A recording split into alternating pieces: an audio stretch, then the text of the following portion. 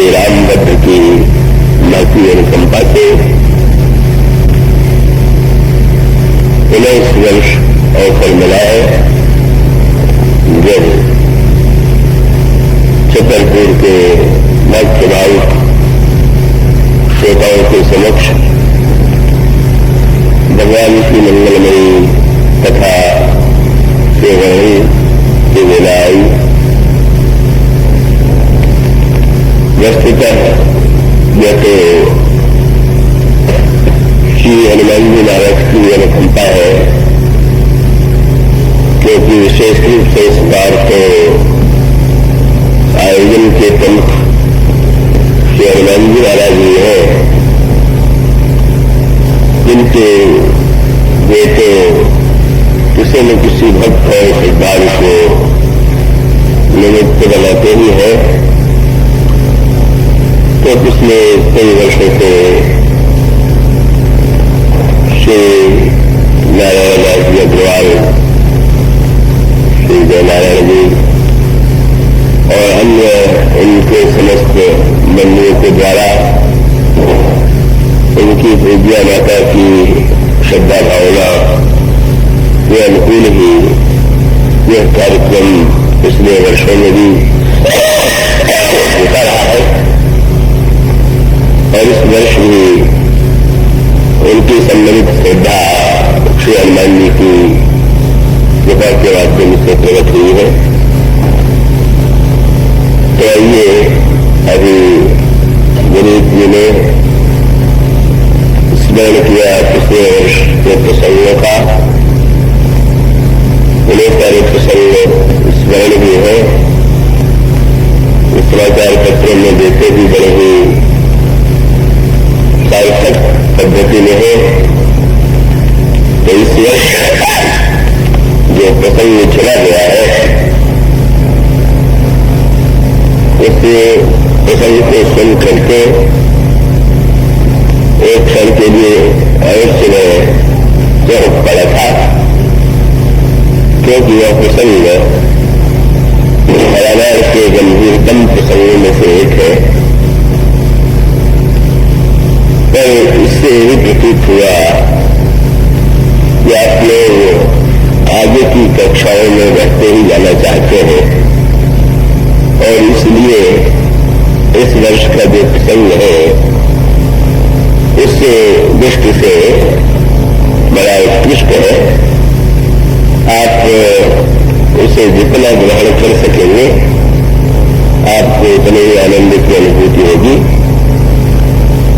या ये दंडकारण्य में वट वृक्ष की छाया में भगवान श्री राम के रूप का दर्शन करें। श्री लक्ष्मण जी प्रेम के चरणों में विनम्र भाव से आकर के प्रणाम करते हैं और बड़े ही स्नेह और भावना भरे स्वर में उन्होंने भगवान श्री राम से ये कहा कि प्रभु मेरे मन में कुछ प्रश्न है, कुछ जिज्ञासाएं हैं, आप कृपा करके उनका समाधान में उत्तर दे। मैं ये चाहता हूं कि इस उपदेश को सुनकर सब कुछ छोड़ करके मैं आपके कहने की सेवा करूं और आज ऐसा उपदेश दे कि जिससे मेरे जीवन का शोक में और गम दूर हो जाए। श्री लक्ष्मण जी के जो प्रश्न थे उसकी पंक्तियों का मैं प्रारंभ में पाठ कर दूंगा और इसके पश्चात उस पर विचार करने की चेष्टा की जाएगी। पंक्ति एक बार प्रभु सुख आसीना, लक्ष्मण बचन थे छलना, सुर नर मुनि सचराचर साई, मैं पूछूं निज प्रभु की नाई, मैं समुझा जाई कहूँ श्री देवा, सब कवि करऊँ चरण रज सेवा। कहूँ ज्ञान विराग अरुमाया, कहूँ सो भगति करऊँ जय दाया। ईश्वर जीव वेद प्रभु, सकल कहूँ संगाय। जाते हो चरण रति, शोक मोह रम जाय। आइए सबसे पहले ये जो प्रश्नोत्तर है, वह प्रश्नोत्तर जिस भूमि में हुआ उस भूमि पर एक दृष्टि डालने की चेष्टा करें। भूमि है दंडकारण्य, और ये जो दंडकारण्य की भूमि है कई अर्थों में बड़ी विलक्षण है और बड़ी ही अटपटी भूमि है। ये बड़ी विचित्र ये भूमि है, और आप तो यह जानते ही होंगे, आपका ध्यान इस ओर गया होगा, और न गया हो तो मैं आपका ध्यान आकृष्ट कर दूं। इस दंडकारण्य की भूमि में ही भगवान राम और श्री सीता जी का वियोग भी हुआ। और इतना भी नहीं, इसी दंडकारण्य की भूमि में भगवान शंकर और सती का भी मानसिक वियोग हुआ। इसी भूमि में भगवान शंकर ने मन से सती जी का परित्याग किया, और इस दृष्टि से सचमुच यह भूमि तो बड़ी कष्टप्रद जानी पड़ती है, बड़ी कठिनाइयों से भरेली जानी पड़ती है। तो ये भूमि कौन सी है? और इसी भूमि में जो श्री लक्ष्मण जी ने भगवान श्री राम से प्रश्न किए, उस प्रश्न का तात्पर्य क्या? पर मैं पुनः कहने की प्रसंग अत्यंत गंभीर है। तो आपने जो भगवान श्री राम ने लक्ष्मण जी से कहा था, वही मैं आप लोगों को भी वही वाक्य दोहरा दूं। पहले उपदेश देते हुए लक्ष्मण जी से कहा कि थोड़े ही मह सब कोई बुझाई, लेकिन सुलभ तात मत मन चित लाई। मैं संक्षेप में भी तुम्हारे प्रश्नों का उत्तर दूंगा, पर तुम मन बुद्धि और चित्त लगा करके सुनो। तो मैं भी आप लोगों से यही अनुरोध करूंगा कि मन बुद्धि और चित्त को लगा करके सुनिए। वस्तुतः ये जो दंडकारण्य है का ऐतिहासिक और भौगोलिक अर्थ में तो ये दंडकारण्य मध्य प्रदेश के से जुड़ा हुआ जो बर्फ प्रभाग है, उसके आगे की भूमि को दंडक वन के रूप में माना जाता रहा। तो उस दंडक वन की भौगोलिकता और ऐतिहासिकता में बहुत उलझने की आवश्यकता नहीं है, पर दंडक वन का वह रूप जिसका संबंध हमारे आपके जीवन से, और वो दंडक वन जो है प्रत्येक सजग व्यक्ति के जीवन में, चैतन्य व्यक्ति के अंतःकरण में यह दंडक वन अवश्य होता है। और उसका अभिप्राय क्या है? वैसे रामचरितमानस में आप पाएंगे कुछ क्रम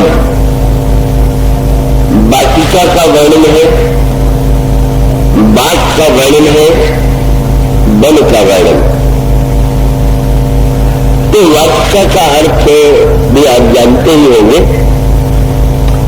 जहां फूल के पुष्प के पौधे लगाए जाते हैं उसे रहेगा वाटिका का नाम दिया जाता है। और बाग शब्द का जब प्रयोग करते हैं तो इसका अभिप्राय ये है कि जहां पुष्प के नन्हे नन्हे पौधे ही नहीं है, विशाल वृक्ष भी लगाए गए हैं, वो मानो बाग है। और वन का तात्पर्य है कि जिसे लगाया नहीं गया है, पर जहां सहज रूप से वनस्पतियां और बड़े बड़े वृक्ष विद्यमान है, वो वन है। मैं बहुत विस्तार में नहीं जाना चाहूंगा, पर इसका अभिप्राय ये हुआ, ये जो वाटिका बाग और वन है, पुलक वाटिका बाग वन, ऐसा कहकर के गोस्वामी जी ने इन तीनों का स्मरण किया है। तो इसमें आपको कई संकेत मिलेंगे। तो जैसे भगवान श्री राम और श्री सीता जी का मिलन जहां होता है, तो उसके लिए एक प्रचलित शब्द तो ये है कि वो वाटिका है, पर गोस्वामी जी ने उसके लिए वाग शब्द का प्रयोग किया। प्रचलित रूप में तो सभी लोग कहते हैं कि पुष्प वाटिका में भगवान राम और श्री सीता जी का मिलन हुआ, पर वैसे गोस्वामी जी ने जो शब्द लिखा है वो शब्द आप पढ़ ही चुके हैं, आपका ध्यान गया होगा। समय जान गुरु आए सुपाई, ले न प्रसून चले देव भाई, और भूप वाद बर देखे जाई, जब वसंत ऋतु रही लो भाई।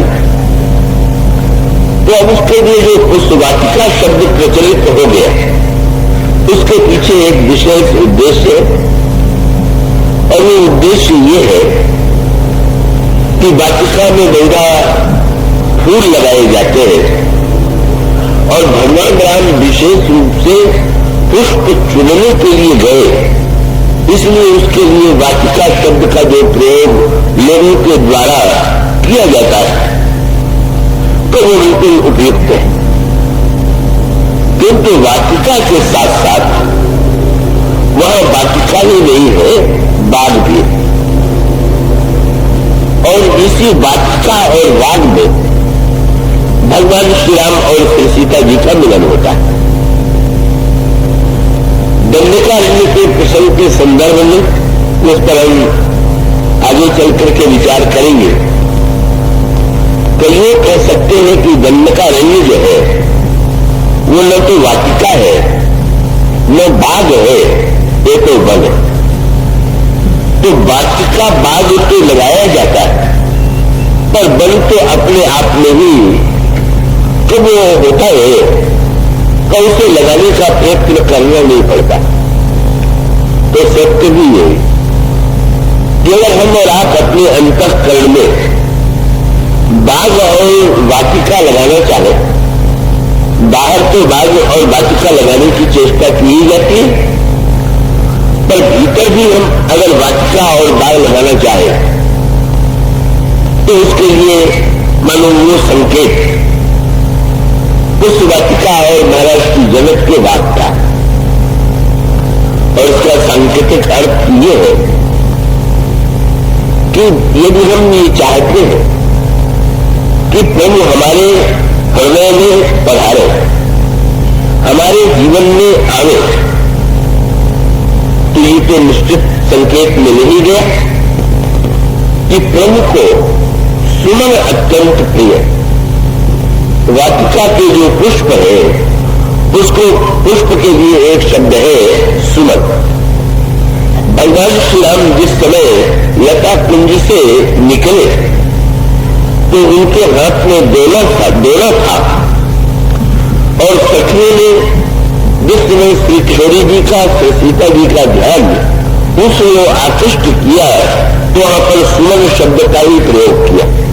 उन्होंने कहा, सीते देखो तो ये जो राजकुमार है इनके बाएं हाथ में देना है और उसमें सुमन जो है वो भरे हुआ है। सुमन समेत बाम कर देना, सावर कुंवर सखी सुख लेना। बड़ा सलोना राजकुमार है और इसके हाथ के बाएं भाग में जो ये बाम शब्द कहने के पीछे भी सखियों का विशेष उद्देश्य था और वो ये था कि एक तो प्रभु लेने के लिए आए हुए सुमन, तो एक और तो सुमन का अर्थ है पुष्प और दूसरा अर्थ है सुंदर बन।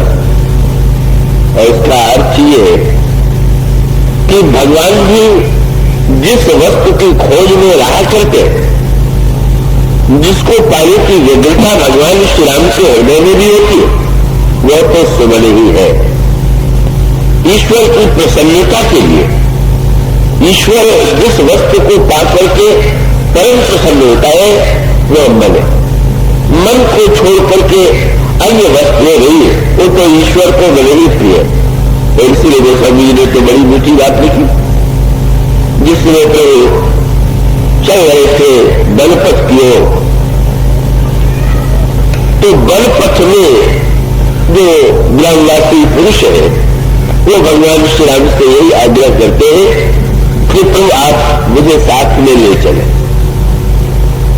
भगवान श्री राम उनसे बड़े स्नेह से कहते हैं कि नहीं, आप लोग घर में रहे, मेरे साथ में चले। किसी ने गोस्वामी जी से कहा, प्रभु तो भक्तों की आकांक्षा पूरी करते हैं और जब ग्रामवासी कह रहे हैं कि साथ में ले लीजिए, तो उन्होंने साथ में क्यों नहीं लिया? तो गोस्वामी जी ने कहा नहीं, लौटाने के साथ साथ उन्होंने साथ में भी ले लिया। तो लिया किसको साथ में और लौटाया किसको?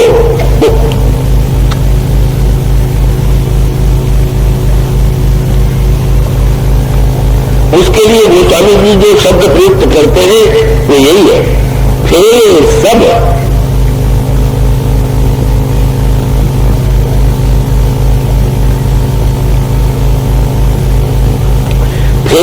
सब प्रिय वचन कही, लेकिन लिए लाई मन साथ उनके शरीर को लौटा दिया और उनके मन को लेते ही गए। तो इसका अर्थ ये है कि तुम तो मन की खोज में है। मानो पूर्ववासियों ने जब ग्रामवासियों ने ये कहा कि भला एक और संसार और दूसरी ओर आग, हम दोनों में बंटवारा कैसे करें? ये प्रश्न आता है। अगर एक ओर ईश्वर हो और दूसरी ओर संसार हो, यदि एक ओर राम हो और दूसरी ओर काम हो, तो किसे स्वीकार करें? तो भगवान श्री राम ने मानो कहा कि भाई बंटवारा कर दो। क्या बोलिए, संसार के लोगों को तन दे दो और मुझे मन दे दो। संसार वालों को तन ही चाहिए, शरीर ही चाहिए। इसलिए शरीर का जो उपयोग है वो संसार के कर्तव्य का पालन करने के लिए, समस्त कर्तव्य का निर्वाह करने के लिए शरीर संसार को दीजिए। और देखिए, कोई व्यक्ति आपके सामने जाए और आप उससे ये कह दे कि लीजिए आपको बहुत बढ़िया मन का रसगुल्ला में खिला रहा हूं, तो क्या उसकी भूख मिटेगी? क्या वो तो रामायण में वाक्य आएगा कि मन मोदकन की भूख बुझाई, मन के लड्डू से तो भूख नहीं मिट जाती। तो बहुत बढ़िया बंटवारा हो गया। संसार वालों का पेट तब बनेगा जब वास्तविक लड्डू है, और भगवान का तृप्ति तब मिलेगी जब मन का लड्डू दीजिए। कितनी बढ़िया बात। भगवान की पूजा में व्यक्ति अगर जितनी मानसिक पूजा की जाती है, और मानसिक पूजा का महत्व जो है वो बाहर की पूजा से अधिक है। कृपया इसका उल्टा अर्थ न ले लीजिएगा। बाहर की पूजा बंद न कर दीजिएगा, वो तो करते ही रहेंगे, पर मन की पूजा भी कीजिए। तब वसंत जी मन के द्वारा ही पूजा करते हैं। आम छाण कर मानस पूजा कर आज भजन काज नहीं दूजा। मन उसका संकेत यह है कि भगवान तो मन से ही प्रसन्न हो जाते हैं, मन के द्वारा ही वे रीझ जाते हैं। और अगर कोई सुंदर मन हो तो तन को अत्यंत प्रिय है। और इसका अर्थ ये कि यदि हम चाहते हैं कि हमारे जीवन की, हमारे अंतःकरण की वाटिका में भगवान पधारे, तो हमारा कर्तव्य है कि हम सुंदर सुंदर भाव के पौधे लगाने और भाव के पौधों को अपने प्रेम के जल से सींचे। इस वाटिका का जो जल सींचा जाएगा, ये जो हृदय में सुमन खिलेगा, इस सुमन को सींचने के लिए तो स्नेह का जल जो है, माली सुमन स्नेह जल सींचत लोचन चारू, जहां पर स्नेह के जल से भाव की वाटिका को सींचा जाता है, वहां सुमन खिलते हैं। और उन सुमनों को लेने के लिए भगवान श्री राम पधारते हैं। इसलिए यही साधना का क्रम। पर बात का अभिप्राय मानो ये है कि भाई वाटिका की चिंता प्रतिक्षण करनी पड़ती है कि कहीं कोई पौधा सूख न जाए। फूल अत्यंत सुकुमार होते हैं और वो सुकुमार फूल थोड़ी सी धूप से, थोड़ी सी प्रकृति की विपरीतता से कुमला जाते हैं। इसलिए व्यक्ति को निरंतर सावधान रहना पड़ता है। तो जीवन में साधना का क्रम यही, पहले व्यक्ति को साधन करते हुए या साधना के पथ पर चलते हुए सावधान रहना पड़ता है कि कहीं हमारे अंतःकरण का जो सुमन है, सद्भाव जो है, कहीं वो मुरझाया न जाए। पर जब उसके साथ बाघ जुड़ गए तो बाघ की रक्षा करने के लिए भी प्रयत्न तो करना पड़ता है। पर बाघ के वृक्ष विशाल हो गए और उस समय सोने के कुमलाने के समान बाघ के साथ वो बात नहीं जुड़ी हुई है। उसका अभिप्राय ये है, गोस्वामी जी ने तो जैसा बताया, महाराज की जगत के बाद में तो वहां पर वाटिका तो थी ही, वहां पर वो वृक्ष जो थे लताओं से लिपटे हुए थे। और इस तरह से इस वाटिका में जहां संकेत दिए, ये जो विशाल बाग के वृक्ष है, ये दे देख वो नौ पल्लो है विकप अनेका, साधक मन जस मिले दे देखा। गोस्वामी जी ने कहा, वृक्षों में आपने देखा होगा पुराने पत्ते झड़ जाते हैं और नए पत्ते आ जाते हैं। इसी प्रकार से हमारे भी अंतःकरण में अगर विवेक का वृक्ष लगा हुआ होगा तो उसमें विचार के नए नए पत्ते जो है, विचार के पुराने पत्ते झड़ते जाएंगे और नए नए पत्ते लगते जाएंगे। तो इसका अभिप्राय यह है, एक ओर हो भावना में वाटिका और दूसरी ओर हो विवेक में बात। और उस विवेक में बात के ऊपर जो है वृक्ष पर लताएं अगर दिखती हुई हो, और वो लताएं कौन सी है? क्षमा दया दम लता दिखाना, क्षमा की लता, दया की लता, इंद्रिय दमन की लता, ऐसी वाटिका में, ऐसे बाग में प्रभु पधारते यहाँ आकर के उनको अत्यंत आनंद की अनुभूति होती है, तो परम प्रसन्नता की अनुभूति होती है। और इसी वाटिका में श्री सीता जी और भगवान श्री राम का आंतरिक मिलन होता है। श्री सीता जी मानो साक्षात मूर्तिमती रहते हैं, भगवान राम साक्षात परब्रह्म परमात्मा है। भक्ति और भगवान का अंतःकरण में जब तक मिलन नहीं होता है तब तक जीवन में धन्यता नहीं आती है।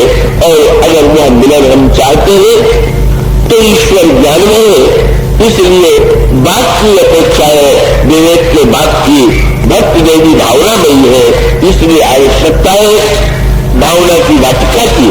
और इस तरह से इस बाग और वाटिका में प्रभु पधारते हैं और पधारने के पश्चात फूलों को स्वयं चुनते हैं। और चुनने के बाद श्री सीता जी की सखी ने जब ये कहा कि उन्होंने सुमन चुनते लिए, पर सुनने के बाद इन्हें कहां ले लिया है, तो एक संकेत सखियों के वाक्य में था, सुमन समेत बाम कर दोना, बाएं हाथ में दोना है और बाएं हाथ में सुमन। इसका एक विशेष संकेत था और वो संकेत है कि श्री सीता जी प्रमुखी बामांगी बाम भाग में ही विराजमान होती है। मानो संकेत ये था, ये जो सुमन भी संगीत करते हैं वो भक्ति देवी को प्रसन्न करने के लिए करते हैं। ये भक्ति का अंग है, वाम अंग मानो। इसलिए जब अब इस सुमन का जो सांकेतिक पूर्ण विकास हुआ तो चित्रकूट में जाकर के हुआ। कृपया आप हमको भाव के संदर्भ में पूरी तन्मयता से सुने। इस समय सखियों ने देखा कि भगवान राम ने बाएं हाथ में डोले में सुमन सजाए और उसके बाद चित्रकूट जो है वह वन। तो वन क्या है कि प्रेम की जो पराकाष्ठा का उदय होता है, चित्रकूट के रूप में जिसका परिचय दिया गया वो मानो शुद्ध प्रेम का बल। और इसे आपके रामायण में पढ़ा और सुना होगा, राम कथा मंदाकिनी चित्रकूट चित्त चारु तुलसी सुगध स्नेह बन सिय रघुवीर बिहार। क्रम भावना की वाटिका, विवेक का बाग और प्रेम का बल। और इसी प्रेम के बल में जो है उसका अभिप्राय ये, वाटिका से ऊपर की स्थिति बाग है, बाग से ऊपर की स्थिति बन है।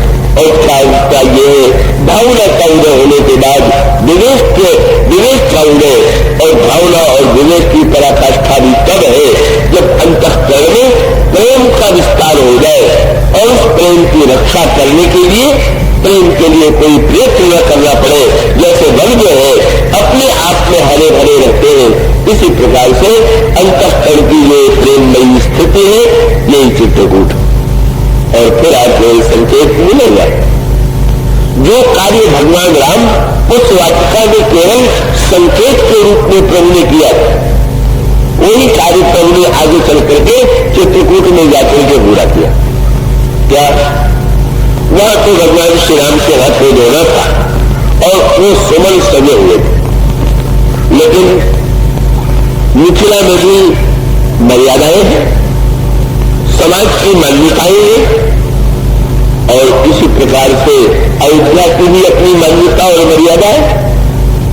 तो प्रभु तो मर्यादा की भूमि में भी कर्तव्य कर्म का पालन करते, भाव की भूमि में भी दिव्यरस लेते, पर प्रेम तो ऐसा उन्मुक्त वो विहार स्थल है कि वहां पर प्रेम जो है पूरे उन्मुक्त भाव से, और वो उन्मुक्त भाव से फिर आपको संकेत मिलेगा। भगवान राम को आप चित्रकूट में फिर से देखेंगे फूल चुनते हुए, या तो आपने मिथिला में देखा इनको फूल चुनते हुए, और या तो आप फिर बाकी फूल चुनते हुए इनको आप पाएंगे चित्रकूट में, और वो फूल चुने गए। भगवान राम चित्रकूट के वन में पुष्प चुन चुन करके ले आते हैं, और ले आने के बाद भगवान श्री राम ने आप रामायण में कहते हैं, एक बार चुन कुसुम सुहाए निज कर भूषण राम बनाए, सीतई पहिराए प्रभु सागर बैठे फटिक शिला पर सुंदर। वहां पर जो फूल थे वो थे तो बहुत बड़ी संख्या में, लेकिन वो उठे हुए नहीं थे। तो देखिए फूल जब तक अलग अलग है तब तक शोभा तो है, पर हृदय में धारण करना हो तो उसको तो गूंथना पड़ेगा। तो मानो वो काम जो है अधूरा रह गया था उस वाटिका में, आज पूरा हो गया। आज फूल जो है वो चुन करके लाए ही नहीं गए, उसे भगवान श्री राम ने पिरोया, और पिरोने के बाद आपने आभूषण बनाए, और आभूषण बना करके आपने केवल आभूषण ही नहीं बनाए, वन से वृक्षों से पत्ते भी लेकर के आए, कोमल कोमल नए नए पत्ते लेकर के आए। फटिक शिला, आप लोगों ने जो चित्रकूट गए होंगे उन्होंने स्फटिक शिला का दर्शन किया होगा, भगवान श्री राम ने उस फटिक शिला पर कोमल कोमल पत्ते बिछाए, पुष्प बिखेर दिए और पुष्प बिखेर देने के पश्चात श्री सीता जी से प्रभु ने आग्रह किया कि आप यहां पर विराजमान हो जाए। श्री सीता जी बैठ गई और बैठ जाने के पश्चात प्रभु उनका श्रृंगार करने लगे। आज प्रभु ने जो फूलों को केवल चुना ही नहीं, उसको पिरो दिया। और वो पिरो देने वाला सूत्र कौन है? प्रेम के धागे में ही ये सुमन पिरोया गया और उसके द्वारा भगवान ने आभूषण बनाए और उन आभूषणों के द्वारा किसको सजा रहे, किसका श्रृंगार कर रहे? श्री सीता जी। श्री सीता जी के श्रृंगार का अर्थ रामायण में तो संकेत बताया गया। जयंत ने कहीं से स्वर्ग में सुन लिया कि परब्रह्म परमात्मा का ने अवतार ले लिया है और वो चित्रकूट में विराजमान। और जयंत को लगा कि चलो अभी तो देखा नहीं ईश्वर कैसा है। जिस समय जयंत वहां पर चित्रकूट में पहुंचा तब भगवान श्री राम फूल के गहरों से सीता जी का श्रृंगार कर रहे थे। जयंत ने सिर पीट लिया, यही ईश्वर पत्नी को सजा रहा है, पैरों में आभूषण धारण करा रहा है, सारे शरीर को सजा रहा है। एक आदि को स्वर्ग में हम लोग अप्सराओं को नित्य इसी तरह से श्रृंगार करते हैं, नित्य इसी प्रकार से श्रृंगारिक और वैषयिक जीवन व्यतीत करते हैं। इसलिए जयंत को तो यही लगने लगा था कि जयंत जिसको मैं ईश्वर समझ के आया था, बाद उनके मस्तक में उन्होंने तिलक लगाया। गोस्वामी जी ने उस दृश्य का जो वर्णन किया वो बड़ा ही मधुर है। गीता जी लगाया मैं आप लोगों ने जिन्होंने पढ़ा होगा वो कवि जी कहते हैं, पटक शिला अति विशाल संकुल सुरतम कमाल ललित लता जाल हरत छवि वितान की मंदाकिल कटिर तीर मंजुल मृगदेव धीर ललित मुनिगिरा गंभीर सामजान की दिलचित परिणसाल अति विचित्र लखन लाल निवसित जगलित कृपाल राम जानकी। और से अंग लिखे निज कर राजीव नैन पल्लव दल रचित सैन प्यास परस्पर पीयूष प्रेम पानी की। सी अंग लिखे धातुराग सुवन भूषण विभाग तिलक कर्णिका कहो कृपा निधानी। ये जो प्रभु का चित्र था उसको देखने के लिए जो आंखें चाहिए तो बेचारे जयंत के पास नहीं थे। जयंत ने जिन आंखों से इस दृश्य को देखा वह तो उसकी आंखें ऐसी थी, स्वर्ग के भोगों में रहते रहते वासनाओं में सुना हुआ कईयों को जयंत है जब इस दृश्य को देखता है तो इस दृश्य का वो जो दिव्य अर्थ है उसे ग्रहण नहीं कर पाता। और इसीलिए तो बड़ी मीठी बात आई, किसी ने पूछ दिया भगवान का रूप देखने के लिए कैसी आंख चाहिए? और कभी कवि ने जो वाक्य कहा वो बड़ा सुंदर था। उस कवि ने यही कहा कि देखन को घनश्याम की मूर्ति चाहिए सूर्य की आंधरी आंखें। घनश्याम का रूप देखने के लिए तो सूर्यदास की अंधी आंखें चाहिए। कितनी बढ़िया बात है। अंधी आंखें और अंधी आंखों से क्या दिखाई देगा? और याद रखिए बस दोनों ही तरह से इस प्रसंग में स्मरण आता है। जब जनकपुर से दूत पत्र लेकर के गए और महाराज श्री दशरथ ने पत्र पढ़ा, श्री राम के द्वारा लिखा गया, जनक के द्वारा लिखा गया पत्र, तो पूछने लगे और दूतों से जो प्रश्न करने लगे तो दूत तो प्रश्न में ही इतने डूब गए कि बोले ही नहीं गए। दूतों ने से पूछा महाराज दशरथ ने, भैया कहो कुशल दो बारे। भैया हमारे दोनों नन्हे पुत्र, जब नन्हे शब्द का प्रयोग किया बारे शब्द का तो दूत मुस्कुराने लगे। इतना बड़ा समाचार पढ़ने के बाद कि जिसको त्रैलोक्य में कोई नहीं तोड़ पाया उसे राम ने तोड़ दिया। अभी नन्हे बारे पुत्र ही कह रहे हैं, बड़े अद्भुत बड़े अनोखे दशरथ। और जब अगला प्रश्न पूछ दिया कि कुशल पूर्वक क्यों है, तो और भी दूतों को आश्चर्य हुआ। बोले जीव के कुशल की चिंता तो की जाती थी, तो ईश्वर कुशल से है कि नहीं है, ये भी चिंता महाराज को दिखाई दे रही। पर प्रश्न आगे बढ़ता गया। फिर कहने लगे आप लोग पत्नी लेकर के आए हो कि उनको देखा भी? वो दूत तो चुप है।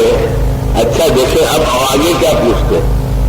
तो अगला प्रश्न पूछ दिया कि देखा है तो अपनी आंखों से देखा है कि नहीं देखा? तो नहीं, दूत चुप है। तो फिर पूछ दिया कि अपनी आंखों से देखा है तो अच्छी तरह से देखा है कि नहीं?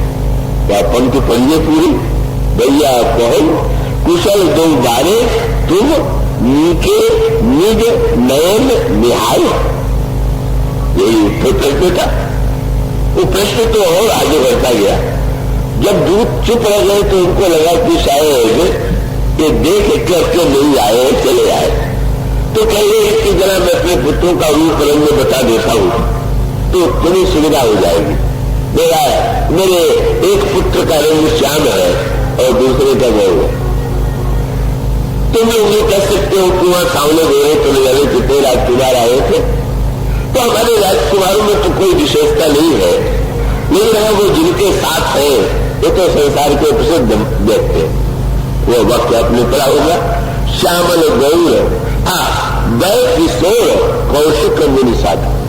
भाई विश्वामित्र जैसे महात्मा के साथ है, धनुष धारण लिए हुए हैं, एक एक चिन्ह बता रहे, सांवले और गोरे। दूतों को तो अब बोलने का मन ही नहीं हो रहा। बोला इस प्रकार का प्रश्न तो कभी विश्व में सुनने को मिलेगा नहीं, जरा देखे और क्या पूछते।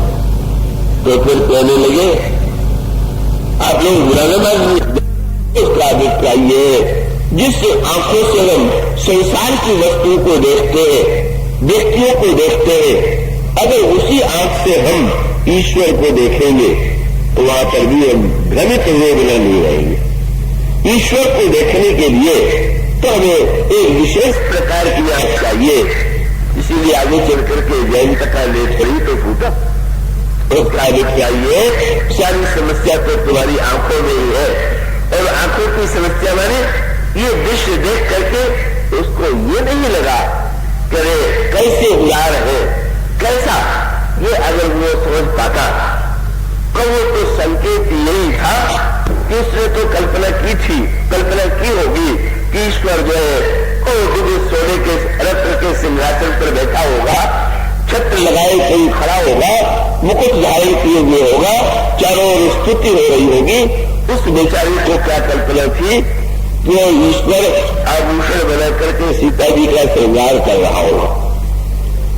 पर क्या क्या ऐसे ऐसे बुद्धिमानों को देखता हूं, मैं तो चकित हो जाता हूं कि जयंत को हम क्या करें। एक सज्जन ने मुझसे पूछा कि प्रभु ने सीता जी को सारे अंगों में तो आभूषण पहनाए, लेकिन चरण में तो नहीं पहनाया होगा, सीता जी ने चरण तो नहीं छूने दिया होगा। हमने कहा आप जैसे मर्यादा पुरुषोत्तम न तो राम थे और न तो सीता जी थी, आपके मस्तिष्क में अगर यही अर्थ है कि श्री राम ने सर्वत्र आभूषण पहनाने के बाद सीता जी से कह दिया है कि लीजिए पहन में आप पहन लीजिए, अगर आपकी मर्यादा का अर्थ यही है तो क्या आपने मर्यादा के अर्थ को अनर्थ में बदल दिया। अगर ये दशा आपकी इस दृश्य में हो रही है तो रक्षाने वाले दृश्य में आपकी क्या दशा होगी। रक्षानी जी भी तो ब्रह्म को ढूंढने के लिए निकले, सर्वत्र ढूंढते ढूंढते थक गए तो ब्रह्म नहीं मिला, अंत में जहां मिला इसका वर्णन उन्होंने अपनी कविता में किया, आपने अवश्य सुना होगा। वो कहते हैं ब्रह्म में ढूंढो पुराण में वेदन, भेद सुनो चित्त चौगुने चायन, देखो सुनो न करूं कब हूं वह कैसे स्वरूप और कैसे सुभायन। ढूंढते ढूंढते थक गए, ये मिला था तो ढूंढत ढूंढ फिरे ऐसे खाली बताओ न लोग निभाएंगे। तो मिला था मेरे देखो कहा वह कुंज कुटीर में बैठे पलोटक राधिका पाए। एक निकुंज में राधा जी के चरण दबा रहे,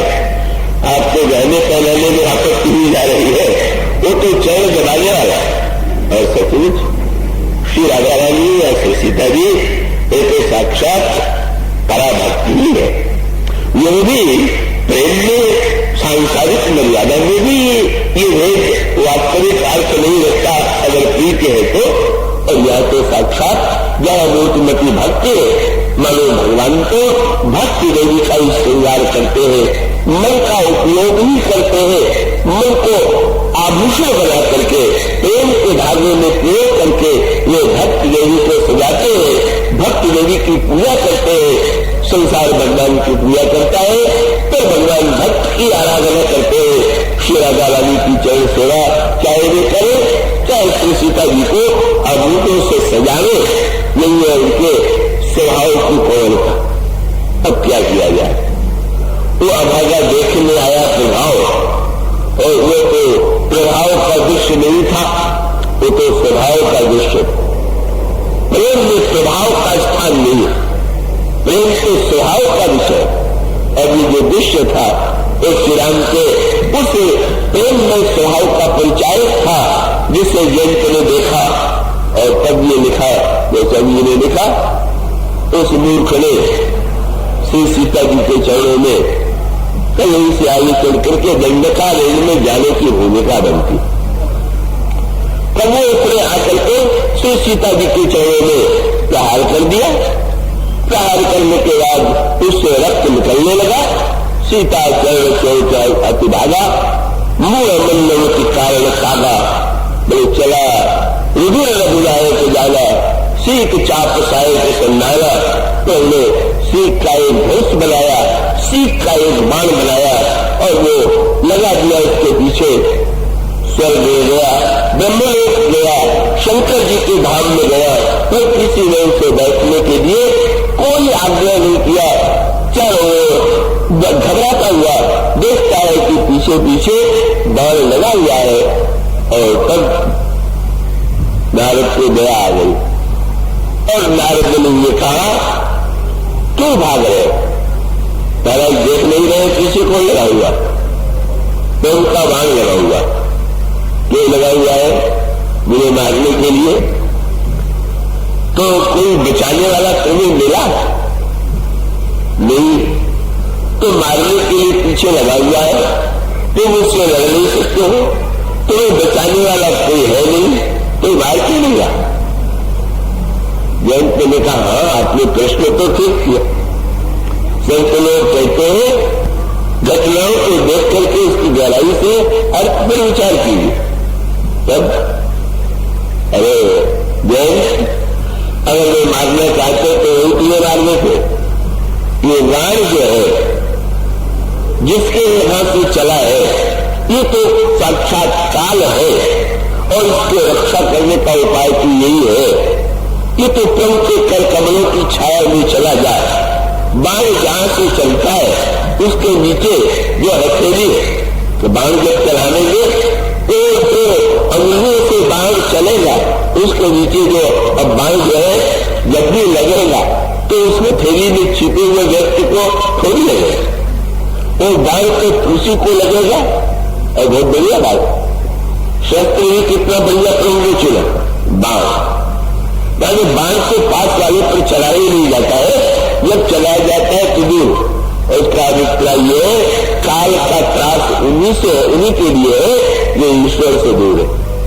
और कह दिया छिपने के एक ही स्थान है, छिपने का एक ही स्थान है, प्रभु के कर कमलों की छाया में चले जाओ। महाराज प्रभु पूछेंगे कहां गए, तो कह देना कि प्रभु। बोले जब नारद ने कहा, सचमुच भगवान ये बाण के द्वारा तुम्हारे प्रश्न का उत्तर दे रहे। क्या बोले? तुम प्रभु का प्रभाव ही तो जानना चाहते, यही देखने तो आई। तो बाण जो है प्रभु का प्रभाव दिखला रहा है, मारने के लिए पीछे नहीं लगा हुआ है। देख लो कल सर्वत्र जो है तुमको प्रभु ने, तुमने सोचा कि ईश्वर को देखे, ईश्वर के प्रभाव को देखे, तो ईश्वर के प्रभाव का परिचय तुम्हें मिल गया। अब तो तुम लौट करके प्रभु के पास जाओ। पूछ दिया जयंत ने, आपने तो बड़ी सुंदर बात कही, लेकिन पूछेंगे कि अब तू मेरे पास क्यों आया है? तो कह देना कि प्रभु स्वभाव तो देख चुका, स्वभाव देखना और रह गया, और स्वभाव के बिना पास आए देखा नहीं जाता है, अपने स्वभाव भी दिखला दीजिए। और इस तरह से वाटिका बाग और वन की यह लीला, प्रेम की पराकाष्ठा की यह लीला। पर इसी प्रसंग के बाद भगवान चित्रकूट का परित्याग करते और दंडकारण्य की ओर प्रस्थान करते। ये जो दंडकारण्य है, भाई चित्रकूट चाहे हमारे अंतःकरण में, आपके अंतःकरण में होगा न, पर ये दंडकारण्य जो है भगवान राम चाहते तो 14 वर्ष के चित्रकूट में आनंद में दिव्य लीला का रस लेते हुए तो आनंद के वातावरण में रहते। पर भगवान श्री राम ने जब निर्णय किया दंडकारण्य चलेंगे, तो दंडकारण्य का वन जो है वो क्या, ये दंडकारण्य का जो बल है न विवेक है न भाव, और तब ये है, इसी को रामायण में कहा गया संशय विपिन अनल से रंजन। या तो प्रेम बल है या संशय बल है। चित्रकूट प्रेम का बल है और दंडकारण्य जो है वो संशय का बल, संशय का बल है। और दोनों में बातें समान। बल में मार्ग ढूंढना कठिन हो जाता है, प्रेम में भी मार्ग का ढूंढना कठिन होता है। इसीलिए श्री भरत जी भी गए और उनको मार्ग दिखाने के लिए निषादराज भी गए, पर श्री भरत की तो बात ही क्या, दिखाने वाला भी मार्ग भूल गया। सकल समय दिवस में भूला। और बल भूलने पर भटकने का डर है, और जब जीवन में संशय उत्पन्न होता है तब भी भटकाव का डर, व्यक्ति भटक जाता है। इसलिए दोनों ही बल, प्रेम भी और संशय, किंतु बस अंतर केवल इतना हुए दोनों में। और वो अंतर तो बहुत बड़ा अंतर है। क्या कि संशय के बल में अगर व्यक्ति भटक जाए, प्रेम के बल में भटक जाए और देर होने लगे प्रभु के पास पहुंचने में, प्रभु ही खोजने के लिए निकल पड़ते हैं कि हमारा प्रेमी रह कहा गया, चलो वही उससे मिले। और ये संशय का जो मन है, ये जब भटकाता है तो यहाँ पर तो मेरे के स्थान पर वियोग की जो स्थिति है वो उत्पन्न होती है, शोक में और भ्रम की स्थिति उत्पन्न होती है। यही भूमि जो है दंडकारण्य की भूमि है, ये संशय की भूमि है, ये संशय का बल है। और संशय के उस बल में, इस संदेह के बल में, बस प्रश्न यही है, संदेह होना चाहिए कि नहीं होना चाहिए, और उसका उत्तर नहीं है। संदेह होना परम कल्याणकारी है और संदेह होना बड़ा घातक भी है। संदेह जो है वो दोनों ही तरह से, संदेह का श्रेष्ठ से श्रेष्ठ परिणाम भी सामने आता है और संशय का बुरा से बुरा परिणाम भी सामने आता है। इस बन की भूमि में दोनों उद्देश्य सामने आए। सती के मन में संशय उत्पन्न हुआ और वो कितना बड़ा भटकाव आया, और लीला में श्री किशोरी जी के हृदय में भी संशय आया, तो संशय कितना दुखदायी हुआ, वो प्रसन्न तो इस प्रसंग में आई है। पर धन्य इस दंडकारण्य में या तो आनंद आया शंकर जी को और या तो आनंद आया लक्ष्मण जी को। बस शंकर जी बन जाइए या लक्ष्मण बन जाइए। शंकर जी को जाने वो तो स्वयं कैलाश पर्वत छोड़ करके आए थे दंडकारण्य में, पर आए थे काय के लिए पता नहीं चला। सती जी ने पूछा, महाराज कहां जा रहे हैं? बोले कथा सुनने। किसके पास जा रहे हैं? तो लोग कुंभज ऋषि के पास जा रहे हैं। अगर पीढ़ी के लिए कहा जाता है उनका घड़े से जन्म जाए तो उनका नाम कुंभज है। तो मुस्कुरा करके सती जी ने कहा, महाराज आपके विषय में तो रसदा समझती थी कि आप समुद्र है, तो समुद्र घड़े के पास जाता है कि घड़ा समुद्र के पास आता है?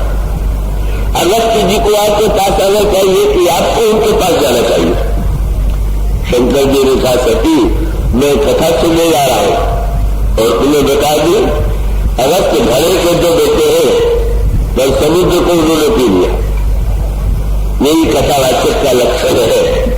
क्या बोले, समुद्र को जो वेद पुराण के समुद्र को जो अपने आप में पूरी तरह से पचा ले और उसको घड़े के माध्यम से जब आप जल पीना चाहेंगे तो उसको कथावाचक का कार्य है समुद्र को घड़े में ले आना और उसको लोक कल्याण के लिए सुलभ बना देना।